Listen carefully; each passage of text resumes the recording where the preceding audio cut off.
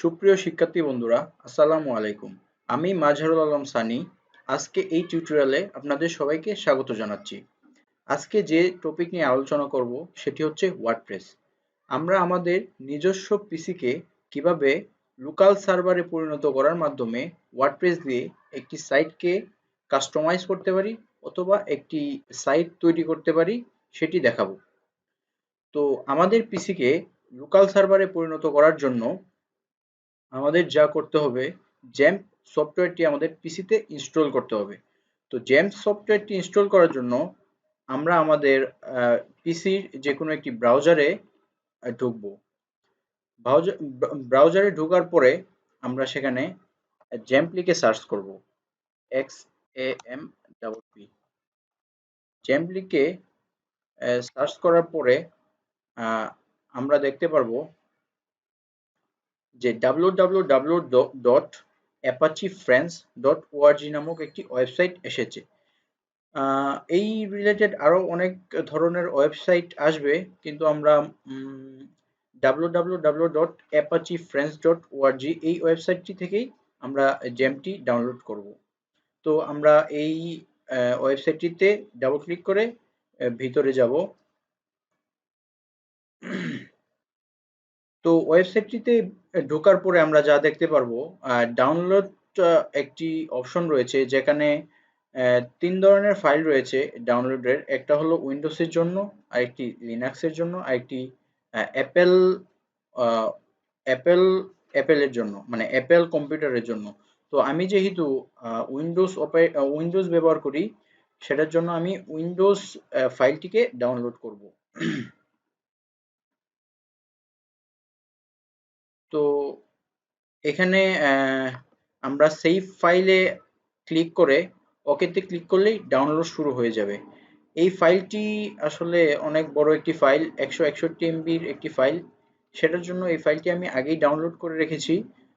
প্রিয় শিক্ষার্থী বন্ধুরা, আপনারা সেভ ফাইলে ক্লিক করে ওকেতে ক্লিক করবেন এবং এটি ডাউনলোড করে নেবেন।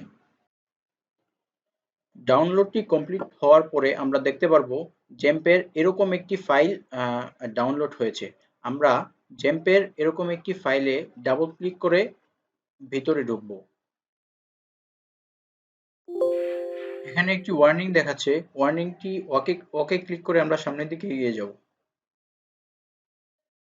সেটআপ জ্যাম্প নামে একটি পেজ আমাদের সামনে চলে আসছে। আমরা নেক্সট বাটনে ক্লিক করে সামনের দিকে এগিয়ে যাব।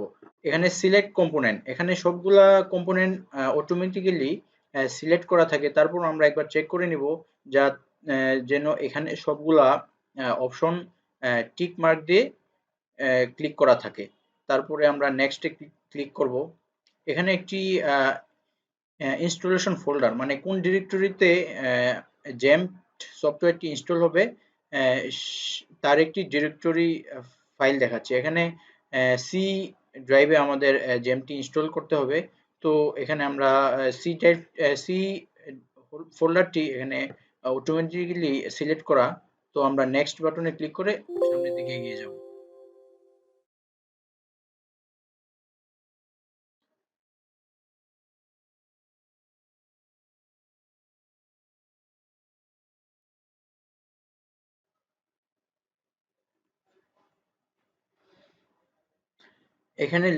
এখানে ল্যাঙ্গুয়েজ সিলেক্ট করার একটি অপশন চলে এসেছে।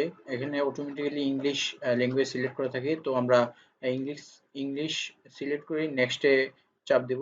নেক্সটে চাপ দিয়ে আমরা সামনের দিকে এগিয়ে যাব। এখানে বিটনামি ফর জ্যাম্প একটি পেজ এসেছে। তো এটাও আমরা নেক্সটে ক্লিক করে সামনের দিকে এগিয়ে যাব। তো এখানে রেডি টু ইনস্টল, এখানে ইনস্টল হওয়ার জন্য রেডি হচ্ছে।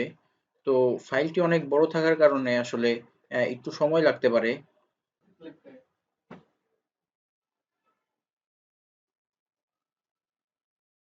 আমাদের জ্যাম্প ইনস্টলেশন প্রসেসটি মাঝামাঝি পর্যায়ে চলে এসেছে, আমাদের একটু ওয়েট করতে হবে।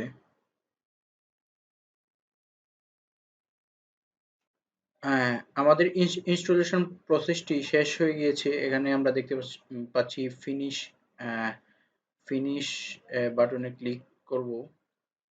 ফিনিশ বাটনে ক্লিক করার পরে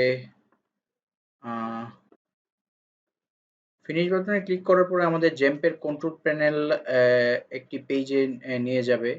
সেখানে অনেকগুলা মডিউল রয়েছে। এর মধ্যে থেকে অ্যাপাচি এবং MySQL এই ২ টা মডিউল আমাদের প্রয়োজন। তো আমরা এই ২ টা মডিউল যখনই ওয়ার্ডপ্রেসে কাজ করব, জ্যাম্প ওপেন করে, তখন আমরা অ্যাপাচি এবং MySQL ২ টা মডিউল অ্যাকশন বাটনে যে স্টার্ট রয়েছে ২ টা স্টার্ট করে রাখবো। তো এখন আমাদের সার্ভারটি আসলেই কাজ করছে কিনা সেটা দেখার জন্য আমরা ব্রাউজারে গিয়ে নিউ ট্যাব ওপেন করে সেখানে লোকাল হোস্ট লিখে সার্চ করব। LOCAL লোকাল হোস্ট লিখে সার্চ করার পরে আমরা দেখতে পারবো, হ্যাঁ, আমাদের দেখতে পাচ্ছি যে আমাদের সার্ভারটি আসলেই কাজ করছে। তো আমি এই ভিডিওটি এই পর্যন্তই রাখতে চাচ্ছি।